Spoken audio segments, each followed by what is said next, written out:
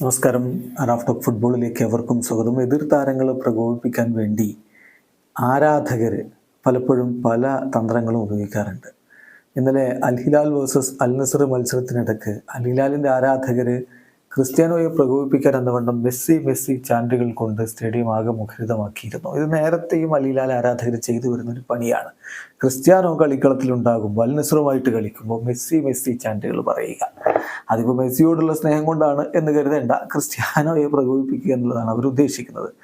Cristiano കളിക്കളത്തിൽ തന്നെ അതിൽ അസ്വസ്ഥനായിക്കൊണ്ട് കൂടുതൽ ഉച്ചത്തിൽ മോർ എന്ന രൂപത്തിലൊക്കെ ആംഗ്യം കാണിക്കുകയും ഞാനിവിടെ ഉണ്ട് എന്ന തരത്തിലുള്ള ആംഗ്യം കാണിക്കുകയും ഒക്കെ ചെയ്തു. മെസ്സി അല്ല, ഞാനാണ് ഇവിടെ ഉള്ളത് എന്ന തരത്തിൽ ആംഗ്യം കാണിക്കുകയും ചെയ്തു. അതൊക്കെ റിപ്പോർട്ട് ചെയ്യപ്പെട്ടു. പക്ഷെ അതിനുശേഷം പുറത്തേക്ക് വരുന്നൊരു വീഡിയോ ദൃശ്യം വലിയ രൂപത്തിലെ വിമർശനങ്ങളും വിവാദങ്ങളും ഒക്കെ ഉണ്ടാക്കുന്ന ഒന്നാണ്. ക്രിസ്ത്യാനോ കളി കഴിഞ്ഞ് ഒരു ടണലിലേക്ക് കടന്നു പോകാൻ വേണ്ടി പോവുകയാണ്.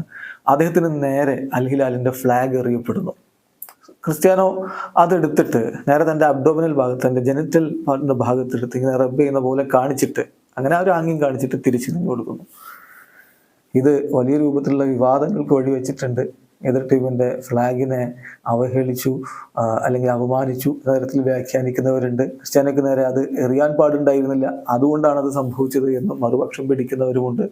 പക്ഷെ അത്തരത്തിലുള്ള സംഭവം തീർച്ചയായിട്ടും ദൗർഭാഗ്യകരമായി പോയി. അത് ഒഴിവാക്കപ്പെടേണ്ടതായിരുന്നു എന്നുള്ളതാണ് യാഥാർത്ഥ്യം. ഇത് പലപ്പോഴും പല ആരാധകരും ഇത്തരത്തിൽ പ്രകോപിപ്പിക്കാറുണ്ട്. സ്വന്തം താരങ്ങളെ കൂവി വിളിക്കുന്നവരെ നമ്മൾ കണ്ടിട്ടുണ്ട്. ഇപ്പം നെയ്മർ ജൂനിയറെ PSG ആരാധകർ ഒരു ഘട്ടത്തിൽ കൂവി വിളിക്കുന്നത് നമ്മൾ കണ്ടിട്ടുണ്ട്.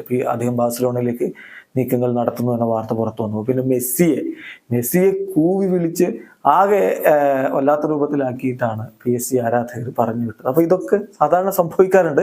പക്ഷെ ക്രിസ്ത്യാനോയുടെ ഈ ഒരു ചെയ്തിയുമായി ബന്ധപ്പെട്ട് ഇപ്പോൾ വിമർശനങ്ങൾ വരും. നിങ്ങൾ പലരും ആ വീഡിയോ കണ്ടിട്ടുണ്ടാവും. കണ്ടിട്ടില്ലാത്തവരുണ്ടെങ്കിൽ നമുക്കതെടുത്ത് ഇപ്പം നമ്മുടെ വീഡിയോ കൊടുക്കാൻ ബുദ്ധിമുട്ടുണ്ട്, കാരണം കോപ്പിറൈറ്റ് ഇഷ്യൂ ഒക്കെ വരാം. അപ്പോൾ അതിൻ്റെ ഒരു ലിങ്ക് നമ്മൾ ഡിസ്ക്രിപ്ഷൻ ബോക്സിൽ കൊടുത്തിട്ടുണ്ട്. അത് ക്ലിക്ക് ചെയ്ത് കഴിഞ്ഞാൽ ആ സംഗതിയുടെ വീഡിയോ നിങ്ങൾക്ക് കാണാൻ പറ്റും. വീഡിയോ അവസാനിക്കുന്ന ഫുട്ബോൾ ലോകത്തെ കൂടുതൽ വിശേഷങ്ങളുമായി റാഫ് ടോക്സ് എത്താം.